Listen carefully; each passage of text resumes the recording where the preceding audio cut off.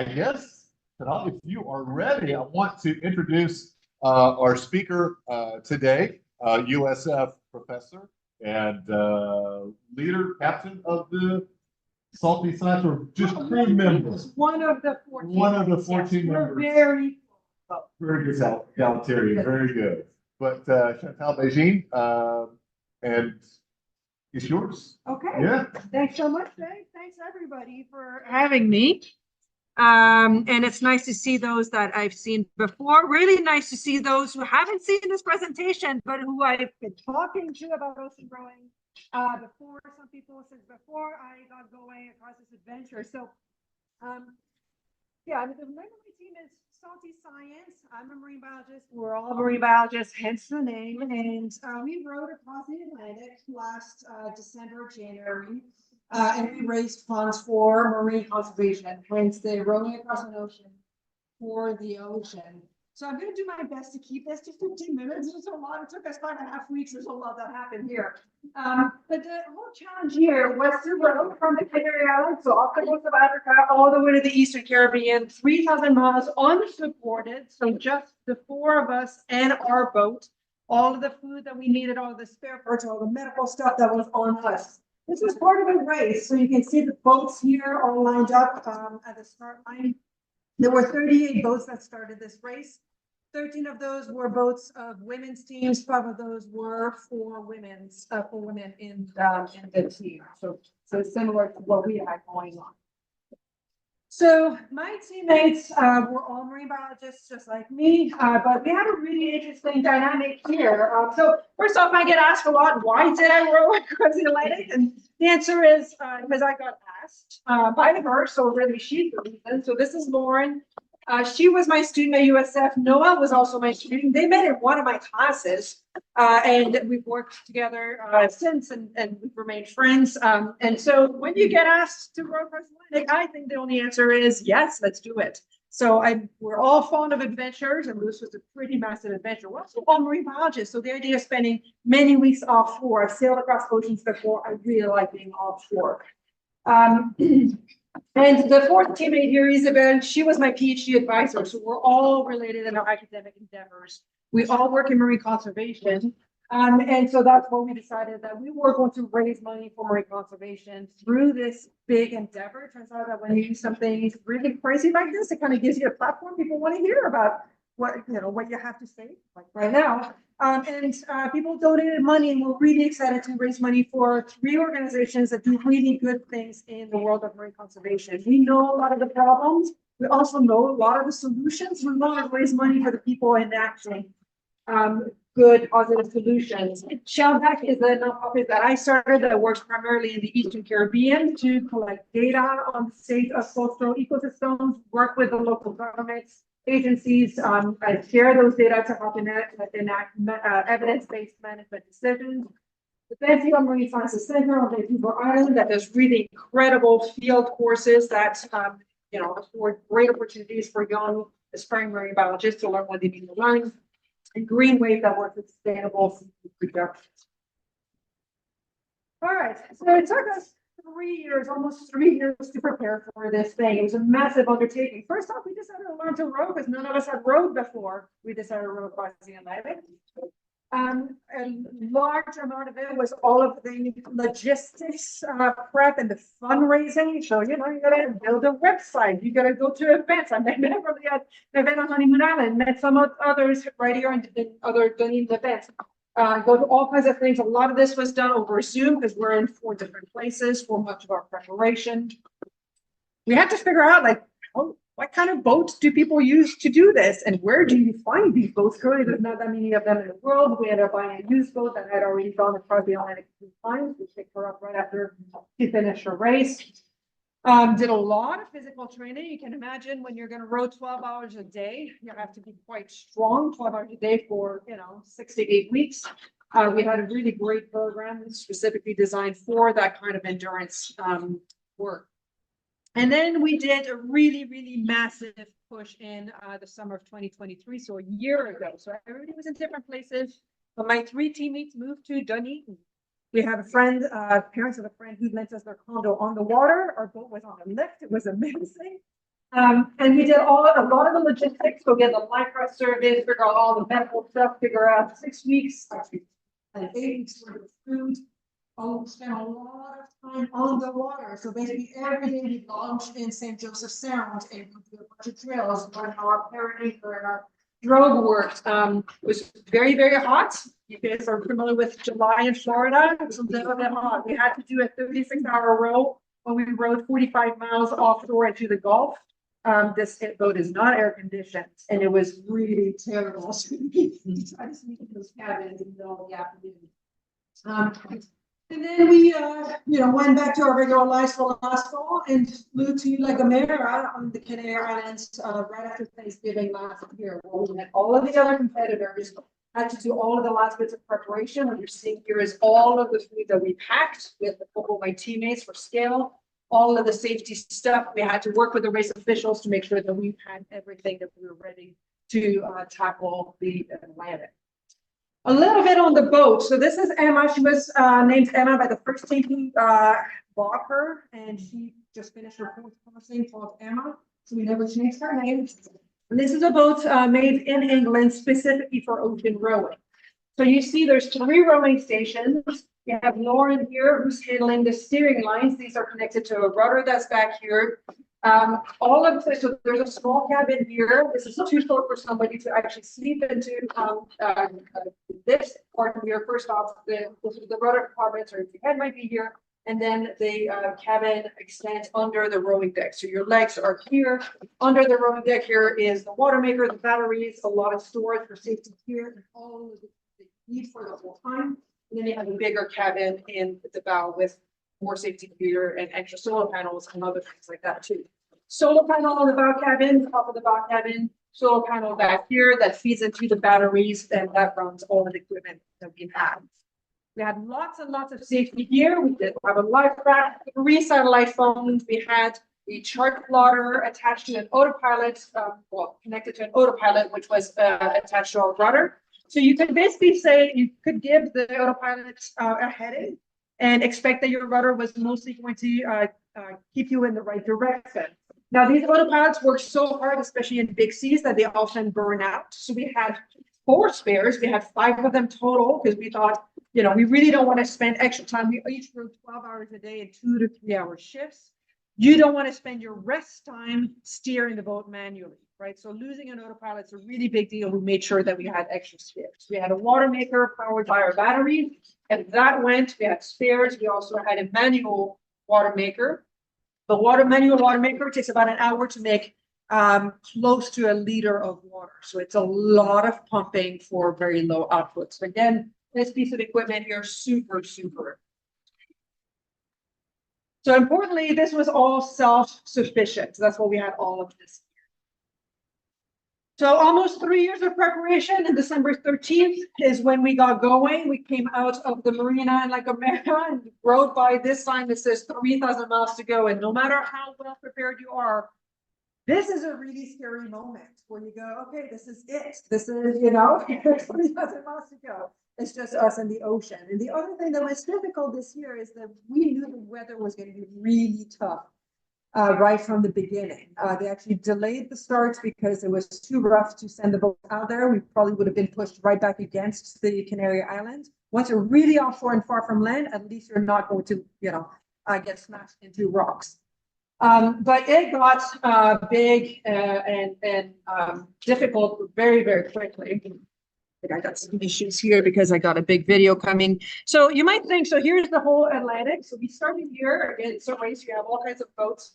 And we all had trackers on. And so I'm going to show you a little bit of what it looked like. It wasn't the same thing the whole time. So we're in yellow and there's another boat in pink. There she rose. So first, everybody's puking. We hit 17 knots very, very quickly, got what we call the night of horrors. Big wave, I'll show you guys some of that. Flooded the water maker 5 days in, not working the water maker. We broke an oar. Soon after that, we start getting a bit of a break. We managed to fix the water maker. And 10 days in is the first time we can stop to even have a shower. And at that point, you can see that everybody slows down. These boats here are still doing okay. We got caught in a big headwind. So we had a week of really terribly difficult conditions we call Denver 50. After the rowing machines that have different Denver levels, they go up to 10. Oh, that's 50. It was that difficult for that week. Then we started the sei whale, a bunch of tuna started hanging out with us every day. It was crazy. We had a massive pot of dolphins, or maybe 100 dolphins that swam with us for about an hour. Started seeing frigate birds, which means you're starting to get close to land. That's super exciting. Here we knew that we were about to get a massive wind from the north. And when that wind arrived, that really changed how it all played out here. From this point on, we got marlin, very scary stuff, but they do poke holes into these boats. A whale, but you can see that at this point, we're really going in the right direction with a really good wind behind us. The last 10 days of the waves really were just making it all the way to the end with an odd squalls here and there. A day before getting there, a massive shark came by, started ramming our rudder, but we got in there and then we won. I don't think I'm breaking any things that you don't know yet. We did end up first in the women's class, which is also kind of unexpected. We didn't even know how to row when we started this, but all right. So I have a few videos here to show you a little bit of what it looked like. I'm going to get asked, what did you do at night? And the answer is we rowed. We rowed 24/7 in shifts of 2 hours on, 2 hours off during the day, 3 hours on, 3 hours off at night. And at night was especially difficult. When we started, there was no moon.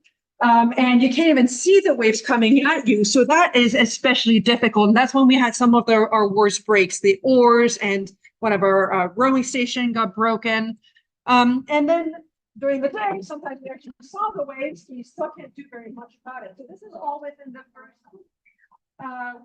this is the worst wave that we took. And at that point, you can see at this point, we're like, everybody okay? All right, keep rowing, keep rowing. If we stop rowing, then the autopilot pops off, and then it's a whole to-do. It's actually, the waves were so strong, it was very difficult physically to steer the boat. So our best bet here is always to keep rowing. This is the wave that spooked us enough. We thought we were going to pitch pull. We probably weren't that close to it, but we decided to deploy a drone. So you can see here, and you can see a couple of things. We're always attached to the boat here. We all have personal locator beacons, so that you emit a signal to get. Yeah, so just try to deploy the drone here. It just keeps coming at you. I want to put these things out there because oftentimes people are really concerned that they don't see it with a life jacket. But we're attached to the boat. Honestly, the life jacket. If you're really offshore in the middle of the Atlantic, the most important thing is to never let go of your boat. Even if you're floating, you're not going to get recovered very easily. So that's the drill. We just deploy that. It slows you down. This was a race. We just decided to slow ourselves down for safety. That was the best decision. Our team had agreed that safety was first, not winning. And so we're very happy that we did that. It was the right decision at that point. So you can see we're just watching it go. And then the line here, and then we're turning around to see how much speed we just lost with that drill. We left that drill again for about a day. After those few days, so in the middle of the night, we had a wave that first wave massive wave, didn't break the oars, but this is the breaker plate that's 1/4 inch metal that's supposed to hold the oar lock out. It's supposed to be flat like this. The wave actually bent 2 of those very hard. We didn't know that the wave could not realizing it would be that high. Our autopilot started really coming apart. We had to and then it was fused here, so we couldn't even, we had 4 spares, we couldn't even swap them out because the metals had fused, but then this part was coming out, so we had a little splinter here. We had to constantly work on our autopilot to make sure that it stayed together.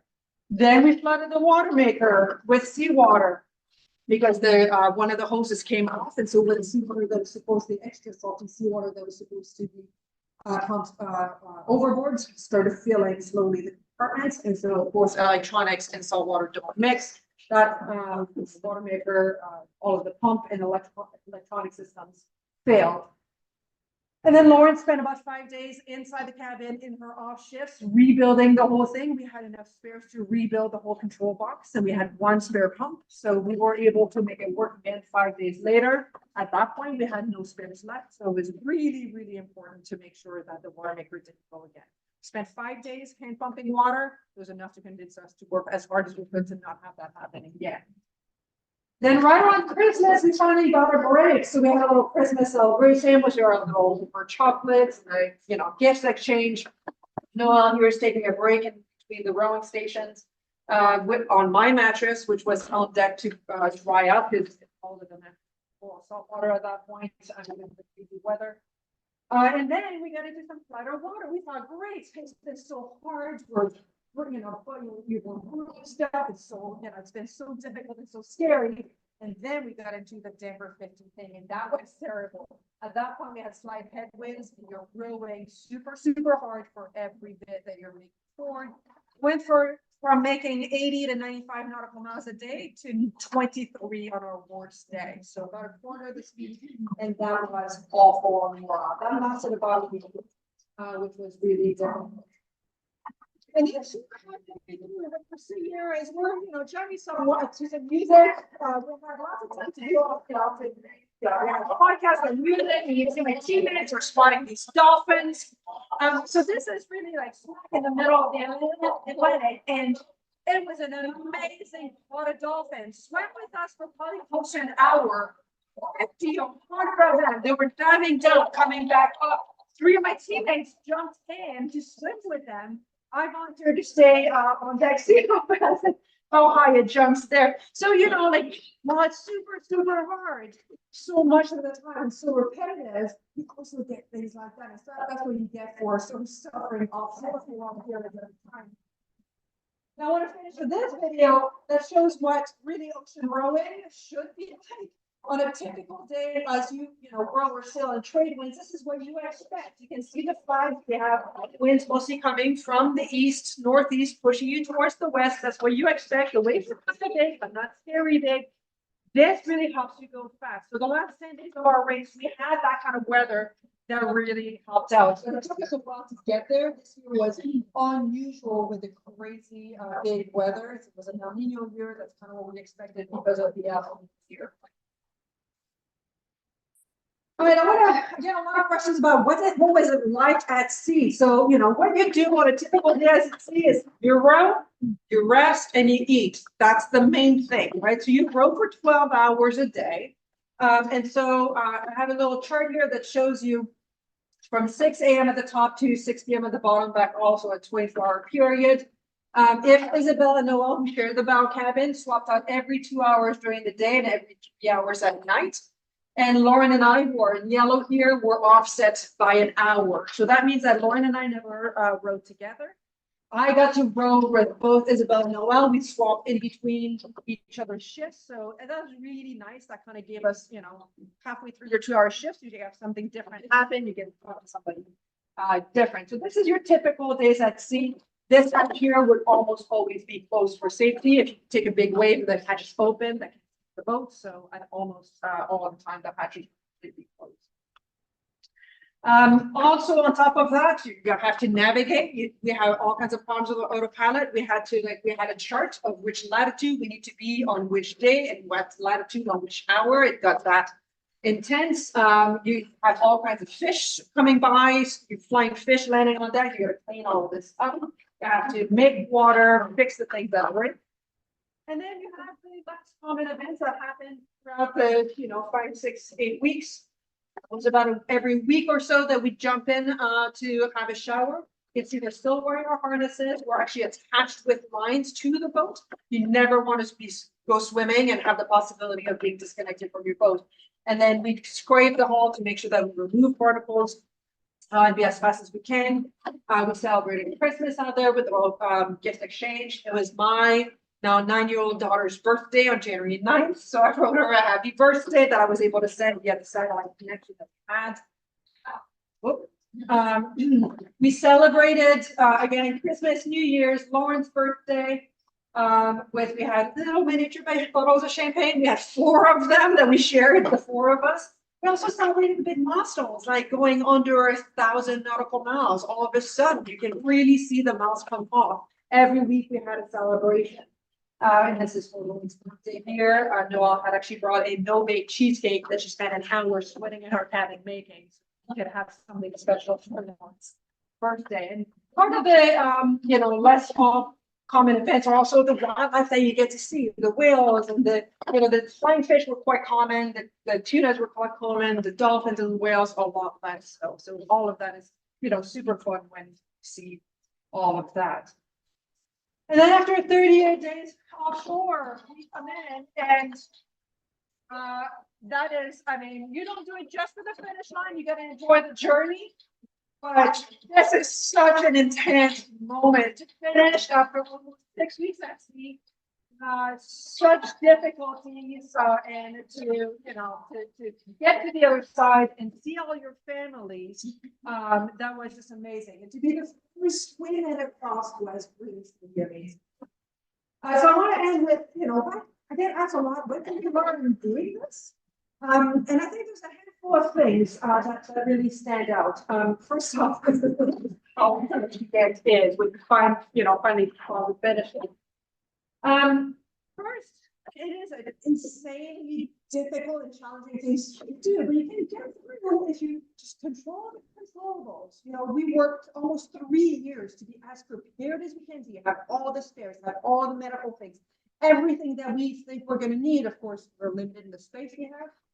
And then there's always going to be some things that you can't prepare for. So just stay calm as you work through the rest. The insane weather this year, nobody had seen that in the 10 plus years that these people have run the race. They're like, we've never seen mountainous waves like this. We saw 30-foot waves. It was extremely scary.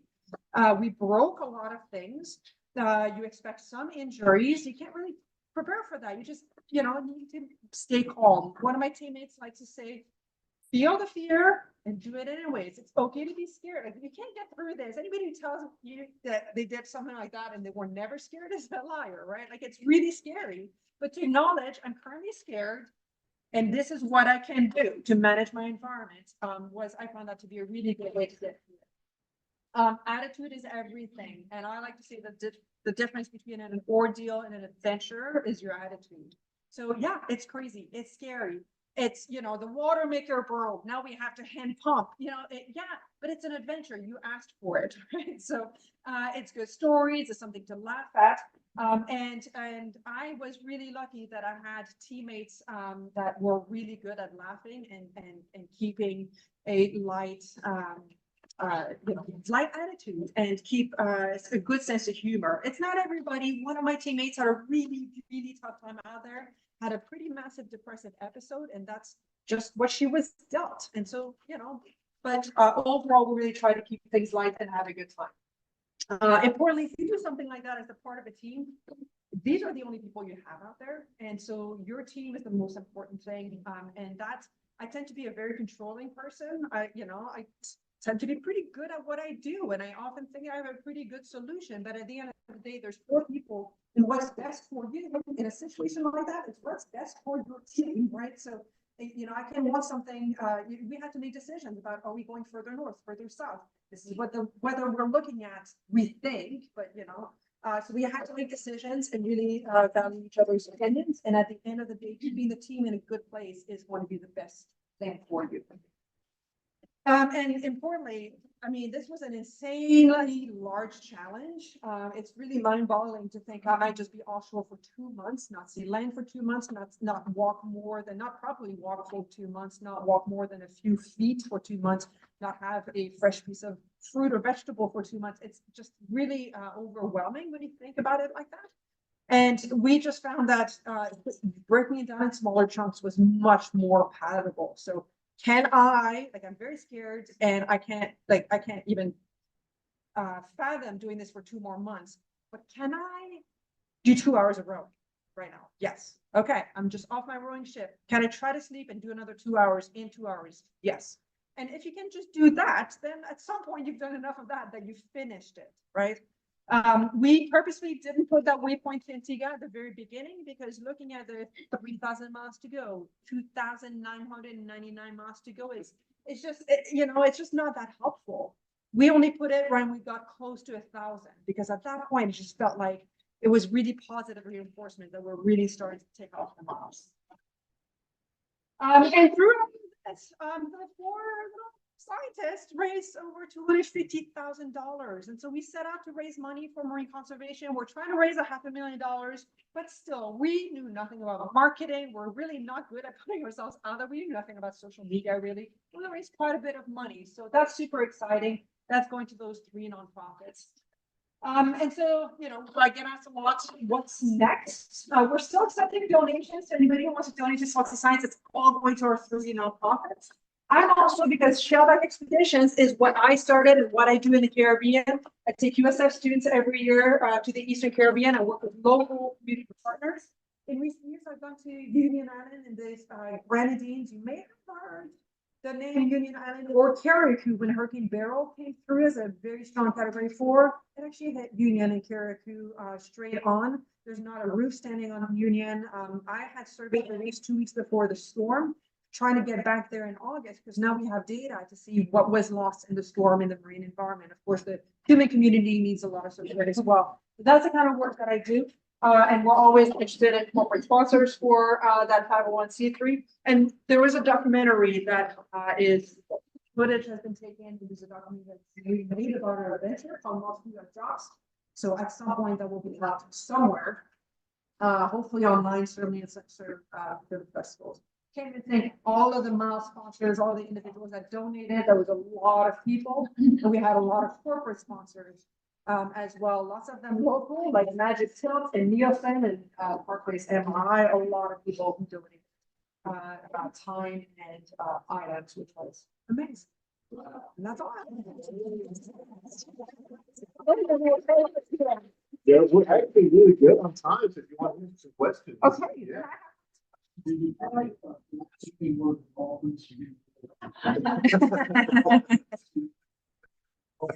Yeah, I'm not sure they would have gone for that. Just toss them along with a nod. Go for it, buddy. Now, you laugh. A couple of years ago, a team got disqualified. They were in, like it just had been really hard. They couldn't run for a few hours and grabbed a bed sheet and held it just, to laugh. And they got disqualified because that was using assistance as in the, as a sail. Yeah. Curious, when you started the race, how much did that vessel weigh? Oh, that's such a good question. And I have the answer somewhere. It was something like, I think close to 3,000 kilos, maybe 5,000 pounds. Yeah, it was, yes. We didn't have a lot of water on board. We had emergency water, but between all of the gear, all of the people, all of the food even, there's a lot of stuff in there. Yeah. What do you do with like waste, like from the food yourself, whatever? How is that? So the bathroom, I have a picture. Here's the bathroom right here. So here's our TV bag, and here's the bathroom. So that went straight overboard, and there is no privacy. There's your buddy runway. And the food. So it was all expedition foods, camping food, dehydrated stuff. So you just boil water. We boil water once a day in the morning and keep in thermoses. And you just like pour water in the bag, wait for it to be rehydrated, eat that. We rinse the bags as well as we can, and then just like roll them all up. It was all in Ziploc bags. We had basically like one compartment that eventually became plastic bags, but there's not that much waste in the end. So we're really conscious in how we packed, and then just compacted everything. So, yeah. We saw we never came across, a lot of people will have heard about the Great Pacific Garbage Patch or Plastic Patch. And there's similar patches in most oceans because they all have circulation patterns that are circular that can push this floating stuff in the middle. We never went through that patch in the Atlantic, but we saw a fair amount of plastic. Every few days we see a big thing of plastic come by. Also a lot of fishing gear, so buoys and nets. We ran across several. But it wasn't as shocking as I've heard other teams that, come across that patch. Yeah. Did you see other boats that were rowing throughout the journey, or how close did it turn out that you were? So the crazy thing is, normally, so we ended up coming in 20 minutes after this other team of 3 men. 20 minutes. The race organizers were like, we don't even know how to manage these 2 rivals. And at some point, so there she rose, the pink boat, when I showed the animation. When we got to the Denver 50 place where so they had been ahead of us and further north than us, and then we kind of ended up close to the same place. We saw them in our AIS, automatic identification system. So with the truck plotter, we see the boats that are close by, you all send this VHF signal. We could see them, they were a mile and a half from us. So we couldn't see the boat, we could see each other's lights at night. And then we actually talked on the VHF to them from, 1,000 miles offshore. And then they got ahead of us and eventually we passed them again. So as close as a mile and a half. And in the last couple of days, we saw that boat of men that we never quite caught. For the most part, you don't see any other rowboats. It was unusual this year that somehow a few of us saw each other.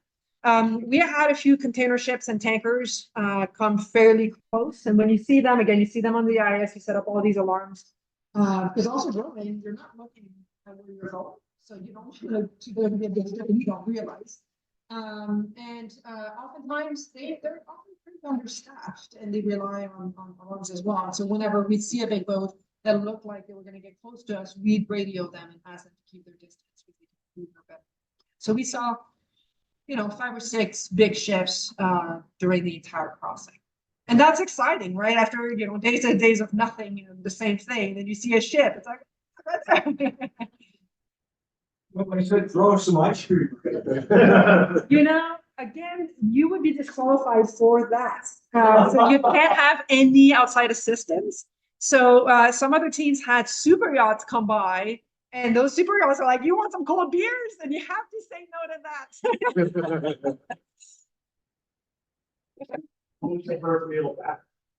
So the race organizers bring you and they have this interview and this big to do, and they organize your first meal. We came in around 11 p.m. and they gave us a burger, fries, and salad, which was fine. The fries and anything crunchy. We hadn't been eating. The food was fine, but there was a lot of stews and just like things that don't have a lot of texture to them. So things like pizza and fried food, anything that had, that you can't just make in a pot. All of those sorts of foods were so exciting. Yeah. I remember hearing something about a flying fish or something, eat somebody. Yes, we have on our Instagram, it's Salty Science Rowing. We have a video. We actually caught that on camera. That's where you saw it. There you go.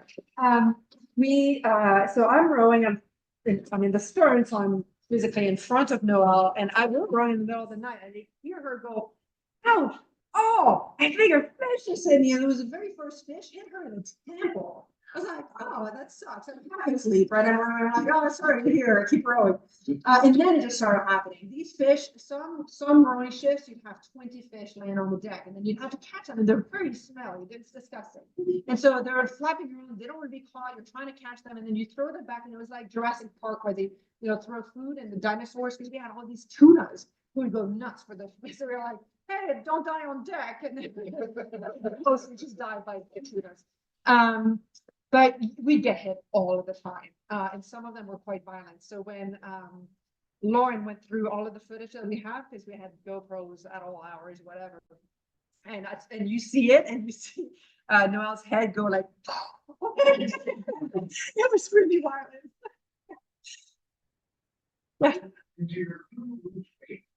Oh yeah, we did. We collectively lost 60 pounds. It was really hard to eat. You can't eat enough to offset that much, that kind of calorie expenditure. And it's also a game of you're so tired, you have so little time to eat. You're just like forcing yourself to eat. We're really trying. We had good meals, but we also had chips and chocolates and everything, like all of the foods that you try usually to be reasonable about eating. You could eat as much as you would want, but you just can't eat enough. So, and we'd remind each other to eat more. I think Isabelle lost the most weight. I think I lost 13 or 14 pounds. I think Isabelle might have lost 18.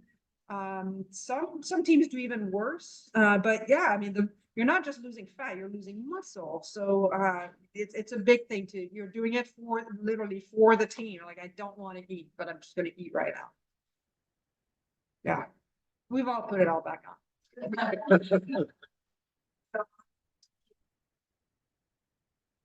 So So you have here's one set of display and the other, the chart plotter is, let me see. Yeah, you can see it right here. That's the big chart plotter. So you had, so we could look at our direction that way, at our bearing. And we realized at some point, maybe 10, 15 days out, we're like, this is not tracking right. Let's say go 270. And I'd be looking at it, my drawers are wrong. It's like, in 285, what is this? And so we realized probably because the autopilots were starting to come apart, there was too much give. And so it just wasn't able, and then so for a while, you could think, okay, well, if it's 15 degrees extra, you just, take 15 degrees off and go that way. But it would just, would depend on the wind and the waves. And so 30 minutes later, now you're 15 degrees under. And so it was really difficult we all constantly, Lauren and I would constantly look at it. And like just see, like, is it averaging? Are we averaging what we're trying to do? Which is why we ended up writing down here, all right, this is the latitude we need to be at. Are we on track? Are we going too far south? Are we not going, fast enough to the south? So that was challenging. We also had, on the other side here, we had a compass. So we could also use that, but about a weekend, the compass light went out. We didn't have a replacement bulb, so that wasn't good at night. Yeah, sex. No, we didn't have a sextant. And so we relied, if it came to that, I mean, you wouldn't have room for both the sextant and all of the tables to do all the calculations. And so the sextant for navigation, celestial navigation. If it came to that, and we had 3 different satellite phones, we would have been able to just, call, like, just help us, figure out the best course at this point. Because we also had that external tracker. We had so many redundant things like that a sextant was just not necessary. Was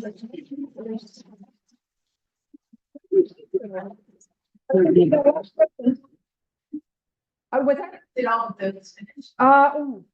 Great question. Not all of the boats finished. You may have seen as we're looking at the boats coming, one of them looked like it stayed in the Atlantic. So this boat here, this guy, Alistair, had a heart attack in the middle of the race and he died. He had an underlying condition, and it's not anything that his team did wrong, that he did wrong, but he happened to die out there. And they ended up getting rescued by a Norwegian boat. So yeah, that's really, really unfortunate. Yeah, and that was a good reminder. There were Doug buddies that were right next to us at the marina at the start line. Super nice Australian guys, and it's a good reminder that it's not a guarantee that you're going to finish. And we're really, really grateful that we did. Yeah, thank you. And again, if anybody wants to be generous, it's saltyscience.com/donate. Saltyscience.org. .org. And then I think /donate, but then from there you can navigate to the right place. But yeah, and there you go. Saltyscience.org/donate, or get in touch with me, Salty Science Growing, Instagram and Facebook. Thanks for having me once. Just a little bit, a couple of things on that table and that table. I've put 2 lists. I don't know which is which. One is for volunteers to do our invocation. I think that's definitely on that table. Make sure to pass that around, or others pass around to other tables. This table, there is a list to do something a little bit new. I did a little bit of it last week, and that is a 5-minute member spotlight. And I even offer 6 questions that you can answer. So 6 questions in 5 minutes. If you want to deviate from that, feel free. But it's a great opportunity for us to be able to get to know each other a little bit better, who we are, what's important to us, how we spend our time, how we can be helpful to one another as well, and how we can be helpful to the club. And so I managed to stiff arm Pat Bauer into being our first member spotlight. So a big round of applause for Pat. And she comes up and tells us a little bit about herself. Yeah.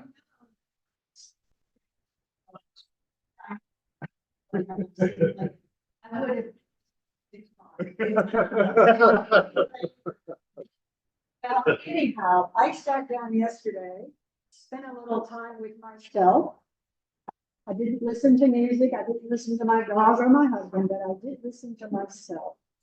And David gave me 3 words. It was in his presentation last week: belonging, serving, and developing. And those are 3 words we're supposed to be thinking about this year as an organization. So I use that to organize my thoughts. I tend to use a lot of words, my husband says. And what I wanted to do was boil those down. And so with those 3 words, I began to boil it down. To begin at the beginning, though, I was born and raised in Fort Myers, Florida. Not a terribly exciting place to grow up. It was very agrarian economy then. And then I left home and went to, in my education, I went to 3 different schools over the years. I started out at Stetson University, a small Baptist school in DeLand, Florida. And later on, I went to USF and FSU to continue my education. Belonging. We're all born into a family, right? So we belong to that family, whether they ordered us up or not. You know, there we are. We belong to that family. And I was in a large extended family, lots of aunts and uncles, cousins, all that. And I always thought of our family as a group organized to achieve common goals. A family, you have to establish common goals and pursue those every day. You can't just say, oh, I'm taking a day off from being a member of Family Day. In my family, it was important that we not do that because we had a family business, and I helped with the family business growing up, as did my siblings. So I grew up in that with that kind of motivation to belong and to have an impact and make a difference in my family. Because I had this need to belong to a group, always that was very strong with me. It was just sort of natural that I went into education. And there was no progression there. I was a teacher, then I was a school librarian, then I was a college professor at the end of my career. And so I boiled that career down to, that was 30 years I was just talking about. 30 years, and I was a teacher for that long. Serving, second word. I met Tom Bauer while I was teaching in Atlanta, Georgia, and when he asked me to marry him, he didn't say, will you marry me? He said, would you consider living in Cleveland? And I'm like, no. And I'd never been to Cleveland. I often wondered if I had been to Cleveland in the winter, if my answer would have been different. I wonder about that. But I did say yes, and we lived there 5 hard winters. And I'm talking hard winters. For a Floridian, that's pretty hard stuff. And after 5 years, I did a nice patch in my little car on the way to work. And I came home and said, I don't think we're going to be living here another winter. And we didn't. And Tom looked south, because I said, look south, at least Atlanta south. Look for something. So he went with a headhunter group, and he looked around, but he ended up working with an agency that he knew about because they had represented the same lines. This agency in Florida had represented the same lines as Tom had represented in Cleveland. So we moved to Florida. It was a happy accident. That I call it the happy accident, but we moved to Dunedin.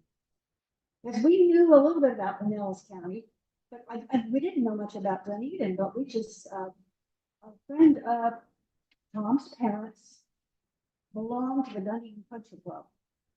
So when we came down here, Tom's a golfer, so we met with them and they drove us around, and we drove by a house in Fairway.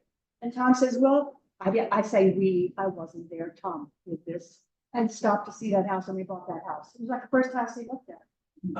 If I'd been there, that wouldn't have worked that way. We bought the first house, and we moved, and we never looked back. We loved Dunedin. It is truly a delightful place. And my son was born here in 1975. Eddie Bauer. He a 5th generation for a Floridian, 5th generation. I am of pioneer stock. A Florida pioneer.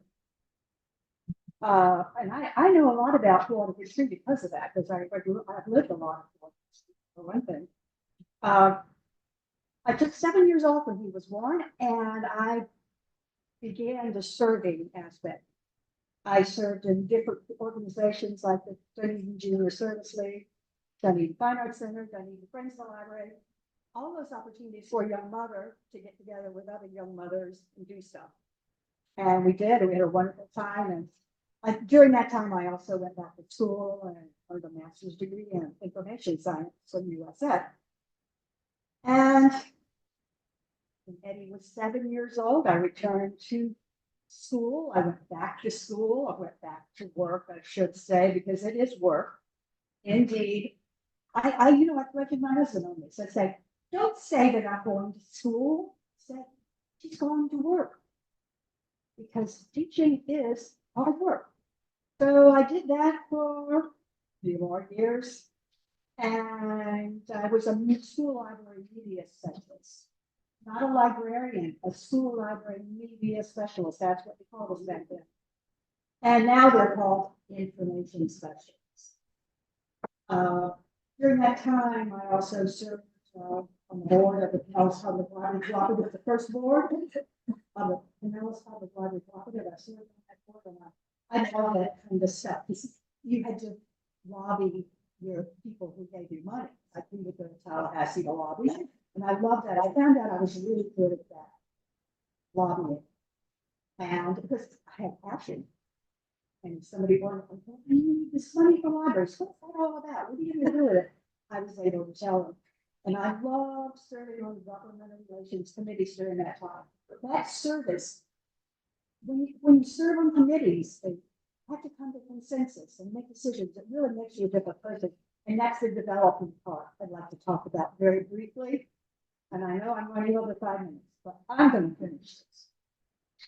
When I retired from teaching, see, I fast forwarded. I retired now, 2004. Jimmy Brown invited me to come to a Rotary meeting. This is my Rotary moment. David asked me to identify a Rotary moment, and that was it. And I came to the meeting, and I loved it because there were city commissioners, county commissioners, state representatives, all these people who get stuff done. And I liked being around people who know how to get stuff done. So I thought, oh, I'm going to be a member of this club. Look who's in this club. I love it. And I love the idea that gave me that opportunity to hang out with these folks. You know, socialize with them, get to know them better, not just officially, but to get to know them personally. One of the first Rotary meetings, a lady came and she was from the Literacy Council of Upper Pinellas. And she invited me to become a volunteer right there at that meeting. And I said yes.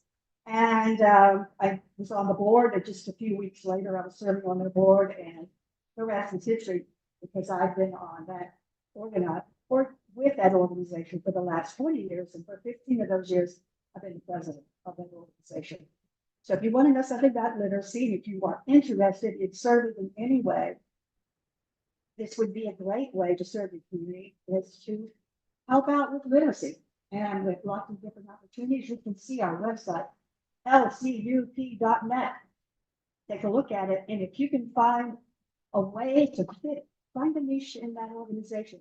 We only ask for 2 hours a week. 2 hours a week. That's not too much, is it? But I really would like for some Rotarians to become volunteers, to be tutors, to help us with our technology. I really need help with the technology. Looking at Larry there. But think about it.